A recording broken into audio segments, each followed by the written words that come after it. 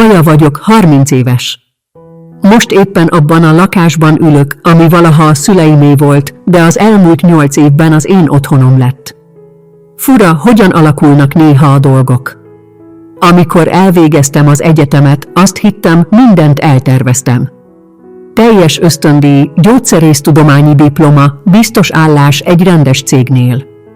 A szüleimnek volt ez az üresen álló lakásuk, miközben ők a város másik végén lévő kétszintes házukban laktak. Maja, oda költözhetsz, mondta akkoriban anyám. De fizetned kell havonta 80 000 forintot. 80 000 forintot. Először kicsit bosszantott a dolog. Itt voltam én, a lányuk, aki 16 éves korom óta részmunkaidős állásokat vállalt, mert arra tanítottak, hogy meg kell ismernem a pénz értékét, és mégis lakbért akartak tőlem kérni. Eközben Gábor, az öcsém, aki 2 évvel fiatalabb nálam, tinédzserként egyetlen napot sem dolgozott. Csak abból élt, amit a szüleim adtak neki. De a 80 000 forint sokkal olcsóbb volt, mint bármi más ebben a környéken. Így igent mondtam. Megkaptam az állásomat a gyógyszercégnél, és beköltöztem. Minden hónapban óramű pontossággal átutaltam a pénzt anyám kártyájára. Soha nem késtem a fizetéssel. Egyszer sem, 8 év alatt. Az a helyzet, hogy amikor ide költöztem, ez a hely elég alap volt. Régi bútorok, elavult gépek, semmi, ami otthonos lett volna. Szóval elkezdtem rendbe hozni. Vettem egy új kanapét, egy rendes tévét, kicseréltem az ősi hűtőt, új hálószobabútort szereztem. Minden egyes vásárlás előtt megkérdeztem anyámat. Vehetek egy új dohányzóasztalt? Kérdeztem. Persze, drágám. Csak figyelj, hogy passzoljon, mondta. Több 100 000 forintot költöttem a saját pénzemből, hogy élhetővé tegyem ezt a helyet. Kifestettem a falakat, vettem függönyöket, szép edényeket, még a régi mosógépet is kicseréltem, amikor elromlott. Minden az én pénzemből, az én választásaim alapján, de mindig az ő jóváhagyásukkal. Közben végig takarékoskodtam. Tudtam, hogy nem élhetek örökké albérletben, még ha olcsó is. Egyszer majd saját lakást akarok, egy igazi otthont, ami tényleg az enyém. Így hát minden hónapban félretettem pénzt, apránként gyűjtögetve az önerőre. De mindig ott volt ez az emlékeztető, hogy ez nem igazán az én helyem. Minden alkalommal, amikor családi vacsorára mentem a szüleim házába, olyanokat mondtak, hogy na, mi újság a mi lakásunkban. Nem a te lakásodban, vagy a lakásban. A mi lakásunkban. Mintha én csak egy bérlő lennék, akinek szívességet tesznek. Gábor egyébként még mindig otthon lakik. 28 éves, és még mindig a gyerekkori szobájában. Itt-ott alkalmi munkákat végez. Semmi állandó. A szüleim csak hagyják sodródni, ahogy mindig is tették. 2 évvel ezelőtt minden bonyolultabbá vált. Gábor feleségül vett egy Bianca nevű lányt. Ő az, akit Instagram influencernek neveznénk, bár nem túl sikeresnek. Smink tutorialokat és ételposztokat készít magáról, ilyesmiket. Neki sincs rendes állása. Így most Gábor, Bianca és a szüleim mind együtt éltek abban a házban. És hadd mondjam el, a családi vacsorák egészen más élménnyé váltak ezután. Amikor először mentem vacsorára, miután összeházasodtak, Bianca teljesen átvette az irányítást. Mindenkit utasítgatott, megmondta anyámnak, hogyan terítsen, apámat pedig megváratta az evéssel, mert előbb le kellett fotóznia az ételt. Mindenki álljon meg, mondta, feltartva a telefonját. Jó fényeket kell találnom a sztorimhoz. Mindannyian ott ültünk, miközben ő vagy 20 képet készített ugyanarról a tányér spagettiről. A szüleim csak hagyták, mosolyogtak és bólogattak, mintha ez teljesen normális lenne.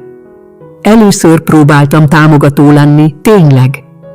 De aztán jött az incidens a szendviccsel. Korán érkeztem a vacsorára, és megláttam néhány szendvicset a pulton. Éhes voltam, ezért fogtam egyet és beleharaptam.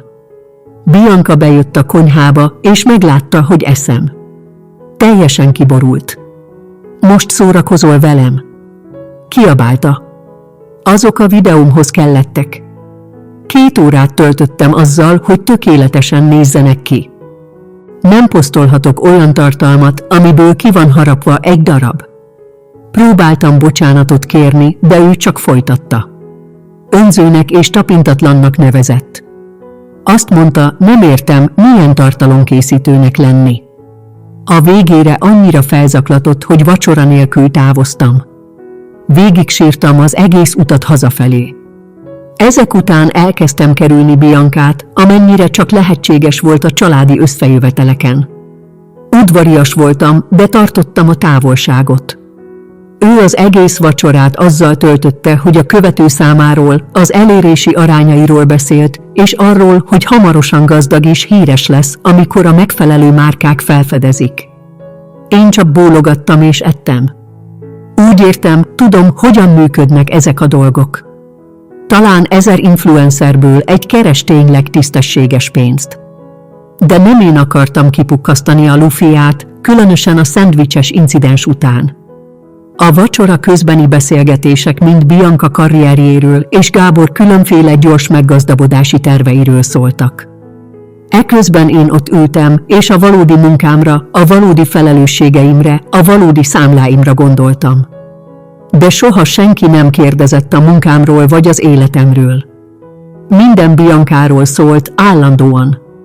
Emlékszem egy különösen fájdalmas vacsorára, ahol Bianca végtelen ideig mutogatta mindenkinek a legújabb Instagram posztját. Egy kép volt a reggeliéről, és elmagyarázta a mögötte lévő stratégiát. Látjátok, ezeket a hashtageket használtam, mert ezek felkapottak, mondta, görgetve a telefonján. És reggel 9 óra 15 perckor posztoltam, mert ilyenkor a legaktívabb a közönségem. Apám úgy bólogatott, mintha Bianca egy komoly előadást tartana. Ez nagyon okos, Bianca. Gábor büszkén mosolygott. A feleségem mindent tud. A legrosszabb az volt, ahogy a szüleim ezt hagyták. Pénzt adtak Gábornak és Biancának élelmiszerre, fizették az autójuk biztosítását, még egy körfényt is vettek Biancának a videóihoz. Eközben én havi 80 000 forintot fizettem nekik, és előadásokat hallgattam arról, hogy meg kell ismernem a pénz értékét. De csendben maradtam. Fizettem a lakbért, takarékoskodtam, és eljártam a családi vacsorákra, még akkor is, ha inkább otthon maradtam volna. Azt mondogattam magamnak, hogy ez csak átmeneti, hogy végül majd találnak rendes munkát és elköltöznek. 3 héttel ezelőtt egy átlagos szombat reggelem volt. Épp megittam a kávémat, és most mi készültem, amikor anyám megjelent az ajtómban. Pontosabban, a megjelent nem a megfelelő kifejezés. Nem kopogott, nem csengetett. Csak használta a kulcsát, és besétált. Egy pillanatra azt hittem, valaki betör. A konyhában voltam, és hallottam, hogy nyílik a bejárati ajtó. A szívem hevesen kezdett verni, amíg meg nem hallottam a hangját. Maja, itthon vagy? Bementem a nappaliba, és ott állt, úgy nézett körül a lakásban, mintha ellenőrizné. Olyan kifejezés ült az arcán, amit nem tudtam pontosan értelmezni. Kicsit kritikus, mintha mindenben hibát talált volna, amit látott. Anya, megijesztettél. Miért nem kopogtál? Nem válaszolt a kérdésemre. Ehelyett tovább nézelődött, megvizsgálta a bútorokat, amiket én vettem, ahogyan mindent elrendeztem. Kényelmetlenül éreztem magam, mintha ítélkeznének felettem. Beszélnünk kell, mondta végül. Ülj le! Kávét kínáltam neki, de ő leintett. Nincs erre időm. Ez komoly. Így leültünk a kanapémra, arra, amire én spóroltam és amit én vettem, ő pedig egyenesen a tárgyra tért. Maja, változnak a dolgok. Bianca terhes. Ezt már tudtam. 2 héttel korábban jelentették be vacsoránál egy nagy drámai leleplezéssel. Bianca megköszörülte a torkát, és úgy tette meg a bejelentést, mintha beszédet mondana. Hivatalosan is beszeretném jelenteni, hogy terhes vagyok, mondta, miközben a szüleim tapsoltak, anyám pedig örömkönnyekben tört ki. Gratuláltam nekik, természetesen. de már azon a vacsorán is láttam, hogy Bianca terveket esző. Arról beszélt, hogy el akarnak menni valamilyen babaváró nyaralásra, mielőtt a baba megszületik, hogy át kell rendezni a régi szobámat, és hogy nagyobb autóra van szükségük. A szüleim mindenre csak bólogattak, mintha készen állnának mindent megvalósítani. Tudok a terhességről, anya. Ott voltam, amikor bejelentette. Jó, akkor megérted, hogy most minden más. Biancának támogatásra van szüksége ebben az időszakban. Pénzre van szüksége, orvosi vizsgálatokra, babaholmikra, magára. Zavarodottan néztem anyámra. Nem Gábornak kellene támogatnia a terhes feleségét. Valahogy így működik a házasság. Anyám arcán bosszús kifejezés jelent meg. Gábor még mindig keresi önmagát. Különböző lehetőségeket próbál ki, és Bianca egyszer nagy influencer lesz. Valami fontosat épít. Nevetni akartam. Gábor évek óta kereste önmagát. Néhány havonta új terve volt. Kriptovaluta, online értékesítés, multilevel marketing. Semmi sem működött, mert soha nem tartott ki semmi mellett. Anya, ennek mi köze hozzám? Egyenesen a szemembe nézett. A következő hónaptól emelkedik a lakbéred. 80 000 helyett 240 000 forintot fogsz fizetni. Bianca terhes, és a babák drágák. 240 000 forint. Ez 3-szorosa volt annak, amit eddig fizettem, és jóval több, mint a piaci ár. A legtöbb lakás errefelé 150 000, talán 180 000 forintba került, a szebbek. Anya, ez őrültség. Ez több, mint amennyibe bárhol a környéken egy lakás kerül. Ez nem csak lakbér, mondta. Ez arról szól, hogy segítesz a családodnak, segítesz az öcsédnek. Éreztem, hogy elpirul az arcom. Nem fogok havi 240 000 forintot fizetni. Ez nevetséges. Akkor el kell költöznöd. Találunk más bérlőket, akik többet fizetnek, mint te most. Normális bérlőket, akik értik, hogy a jó lakások pénzbe kerülnek. 1 percig csendben ültem, próbáltam feldolgozni, ami történik.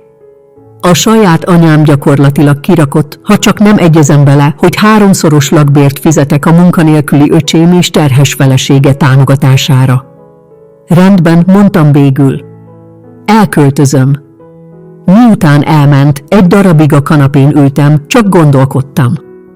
Aztán bekapcsoltam a laptopomat, és elkezdtem lakásokat keresni. Elég pénzt spóroltam össze ahhoz, hogy kifizessem az első havi lakbért és a kauciót szinte bárhol. A pénz, amit házra gyűjtöttem, várhatott, de ezt meg tudtam oldani. Aznap estére már 3 helyet találtam, amit megnézhettem.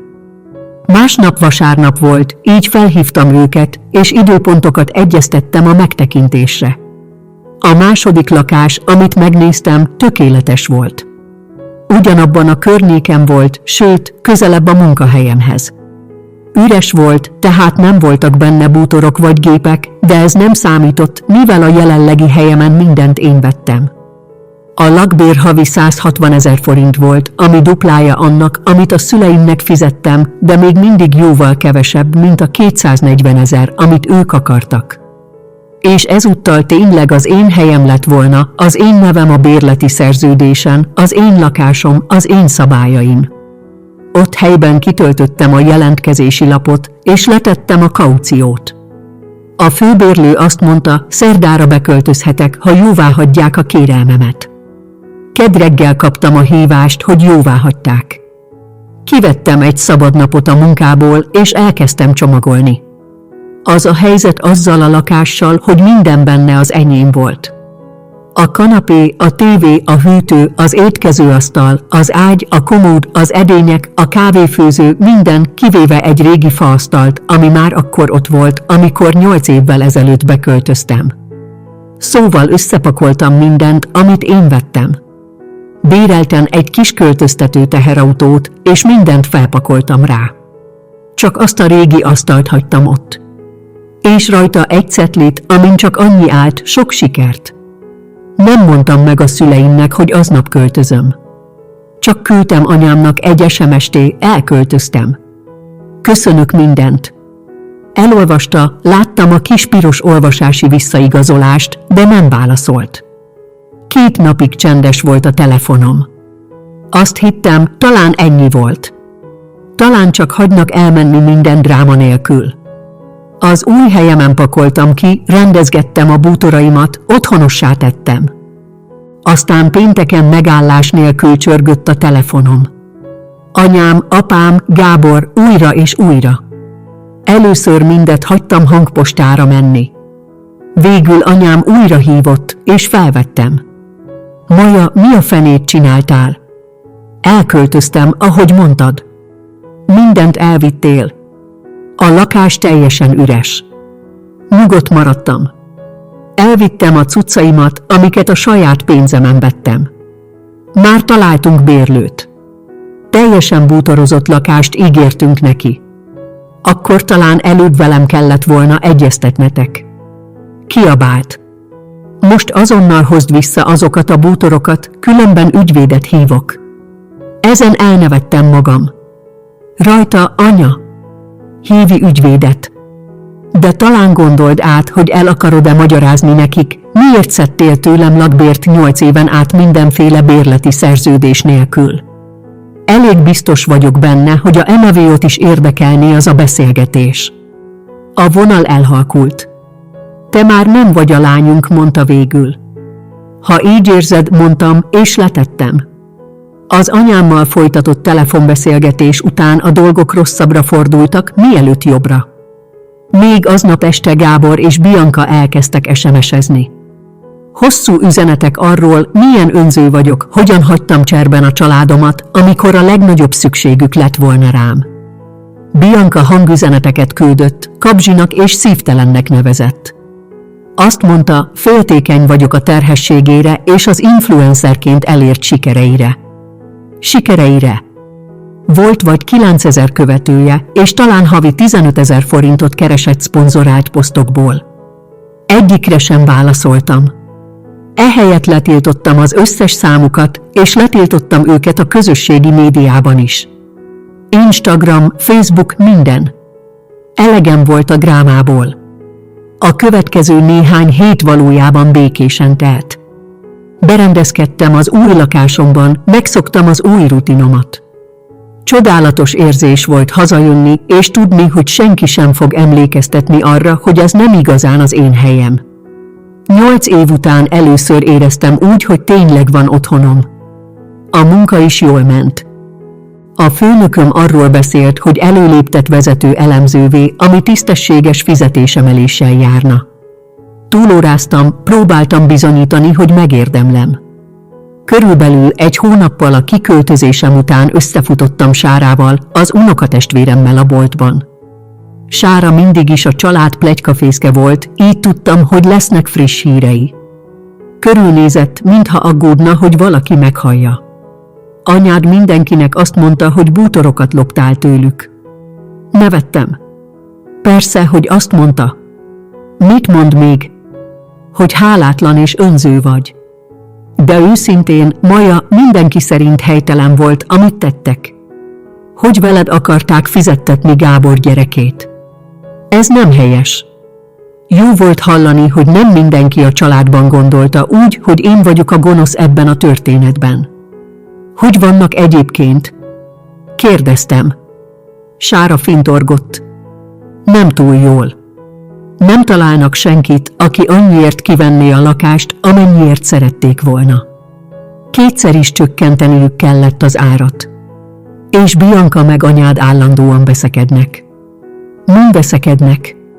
Mindenen. Bianca be akar költözni a lakásba most, hogy üres, de a szüleid nem engedik, mert akkor nem tudják kiadni. Dühös, mert azt hitte, hogy tőled kapnak majd egy csomó pénzt a babára. Éreztem egy kis elégtételt, hallva, hogy a tervük nem vált be. És Gábor. Még mindig nem dolgozik. Még mindig a nagy terveiről beszél. Legutóbb úgy hallottam, valami poccastot próbál indítani kriptovalutáról. Persze, hogy azt.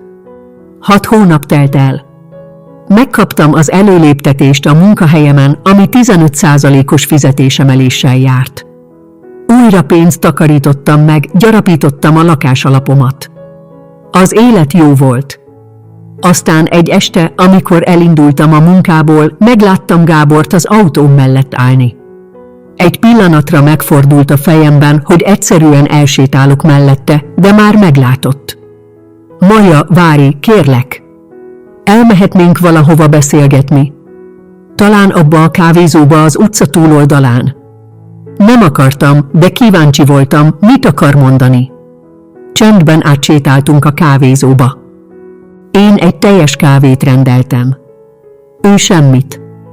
Most nem engedhetek meg magamnak egy kávét, mondta, amikor a pultos megkérdezte, mit kér. Leültünk egy sarokasztalhoz. Gábor szörnyen nézett ki. A haja kócos volt, a ruhái gyűröttek, és sötét karikák voltak a szeme alatt. Maja, szükségem van a segítségedre. Bianca, én el akarunk költözni anyáéktól. Saját helyre van szükségünk, főleg a babával. Akkor szerezzetek munkát és költözzetek el. A normális felnőttek ezt teszik. Ez nem ilyen egyszerű. Most babám van. Nem dolgozhatok akármilyen munkát. Bámultam rá. Gábor, te soha életedben nem dolgoztál egyetlen munkahelyen sem 3 hónapnál tovább. Ennek semmi köze a babához. Az arca elvörösödött. Ez nem igaz. Nevezd meg egyetlen munkát, amit 3 hónapnál tovább megtartottál. Nem tudott. Mindketten tudtuk. Nézd, mondta. Tudom, hogy hibáztam a múltban, de próbálok jobb lenni. Dolgozom ezen a podcast dolgon, és szerintem tényleg beindulhat. A kriptovaluta piac most robbanásszerűen nő. Az emberek tanulni akarnak róla. Nevetni akartam. Már több ezer kriptopodcast létezik. Mitől lenne a tiéd különleges? Hát, még csak most kezdem, de vannak nagyon jó ötleteim. Ugyanaz a régi Gábor. Nagy álmok. Semmi konkrét terv, semmi kitartás. Miért mondod ezt nekem? Mit akarsz tőlem? Pénzre van szükségem a költözéshez. Csak kölcsön. Visszafizetem, amint a podcast elkezd pénzt hozni. Mennyi pénzre? Talán 1 millió forintra. Az fedezné az első havi lakbért, a kauciót, néhány bútort. 1 millió forint kölcsönként, amit soha nem fizetne vissza, hogy finanszírozzon egy újabb gyors meggazdagodási tervét. Nem. Maja, kérlek. A testvérem vagy. Bianca boldogtalan anyáéknál. Állandóan beszekednek. A babának stabil otthonra van szüksége. Akkor szerez munkát, Gábor. Szerezz egy rendes állást, biztos fizetéssel, és költözz el, mint mindenki más. Elkezdett hangoskodni. Jól keresel. Megkaptad azt az előléptetést. Segíthetnél nekünk, ha akarnál. A kávézóban az emberek kezdtek bámulni. Felálltam. Elmegyek. Ne keresd többet. Maja, várj. De már kifelé tartottam. Nem követett. Aznap este Sára újra jelentkezett. Azért hívott, hogy elmondja, mi történt, miután elmentem. Gábor hazament, és mindenkinek elmondta, hogy nem voltál hajlandó segíteni neki. Anyád dühös. Mindenkinek azt mondja, hogy szívtelen vagy. Mi újság? De Maja, tudnod kell. Nagyon rosszra fordulnak a dolgok ott. Bianca és anyád tegnap hatalmasat veszekedtek. Bianca egy tányért vágott a falhoz, és megfenyegette, hogy elviszi a babát és elmegy. Ez az ő problémájuknak hangzik, nem az enyémnek. Tudom, de gondoltam, tudnod kell. Gábor nagyon kétségbeesettnek tűnt, amikor ma láttam. Miután letettük, egy kicsit rosszul éreztem magam. Nem annyira, hogy pénzt adjak Gábornak, de eléggé ahhoz, hogy elgondolkodjak, helyesen cselekszem-e, aztán eszembe jutottak azok az évek, amikor néztem, ahogy ő könnyedén éli az életét, miközben én keményen dolgoztam. Nem voltam felelős Gábor életének rendbetételéért. 30 éves volt, feleséggel és gyerekkel. Ideje volt felnőnie.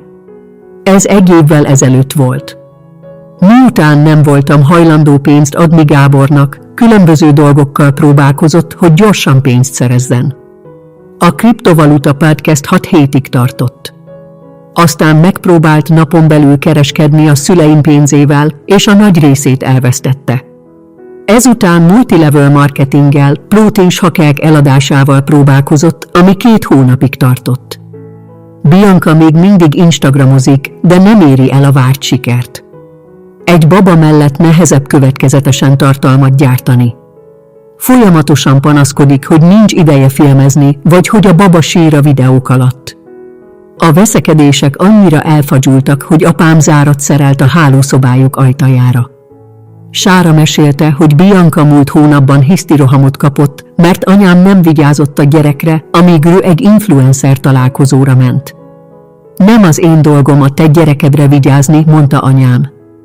Ingyen laktok itt. Oldjátok meg! Az irónia nem kerülte el a figyelmemet.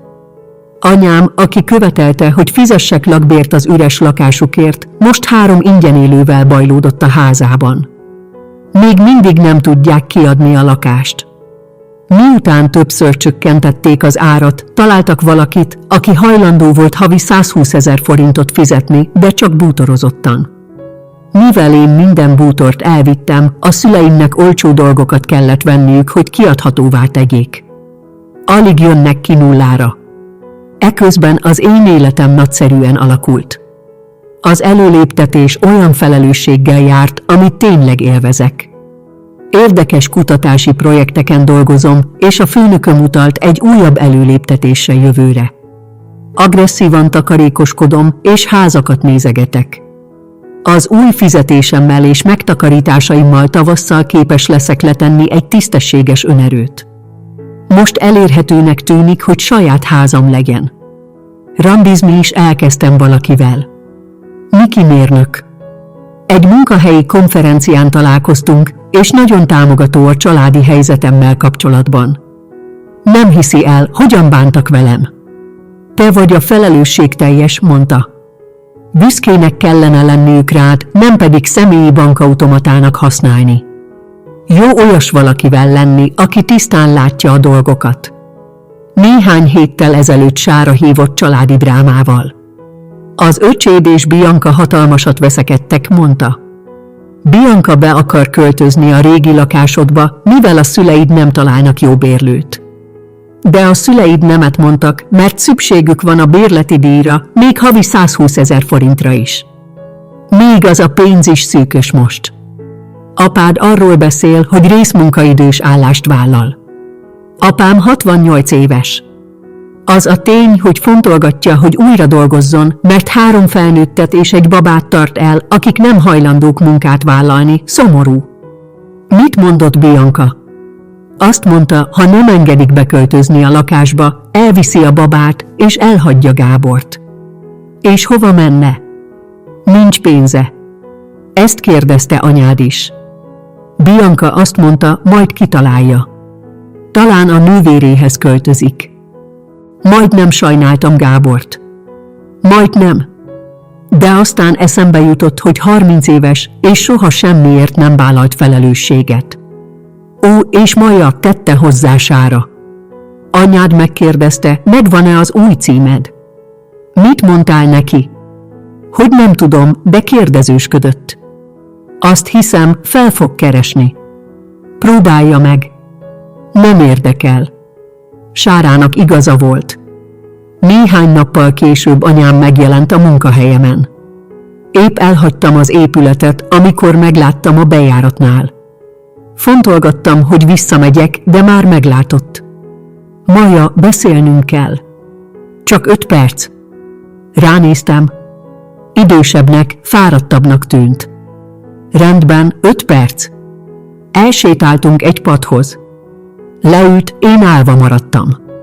Maja, tudom, hogy felforrósodtak a dolgok, de te még mindig a lányom vagy.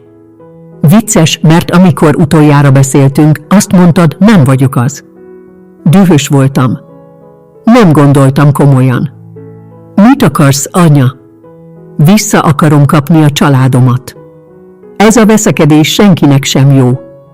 Akkor talán beszélj Gáborral arról, hogy szerezzen munkát, ahelyett, hogy tőlem kérnél pénzt az életmódja finanszírozására. Próbálkozik, Maja. Csak nehéz neki. Mindenkinek nehéz. A különbség az, hogy a legtöbb embernek nincsenek szülei, akik 30 éven át dédelgetik őket. Csendben volt. Hiányzol a családi vacsorákról.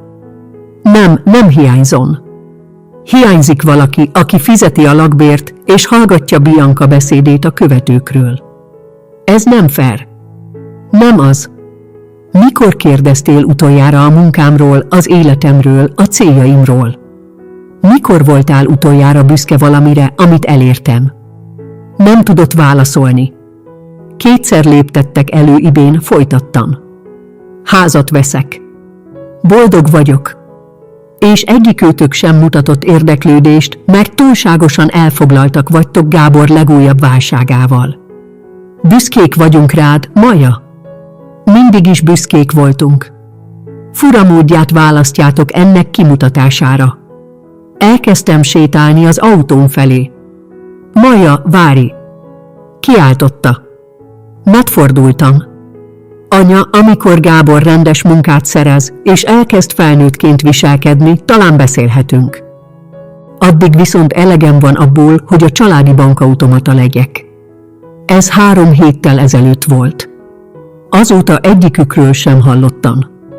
Tudom, hogy egyesek talán túl keménynek tartanak, hogy segítenem kellene az unokaöcsémnek, hogy a család az család, hogy meg kellene bocsátanom és felejtenem. De a helyzet az, hogy 8 éven át én voltam a felelősségteljes, miközben néztem, ahogy a szüleim Gábor felelőtlenségét támogatják. 8 éven át fizettem lakbért, miközben ő ingyen élt. 8 éven át emlékeztettek arra, hogy semmi sem igazán az enyém, miközben neki mindent a kezébe adtak. Elegem van ebből a dinamikából. Most saját életem van, saját céljaim, saját jövőm, amire gondolnom kell. Ha ez önzővé tesz, akkor azt hiszem, önző vagyok. A történet vége.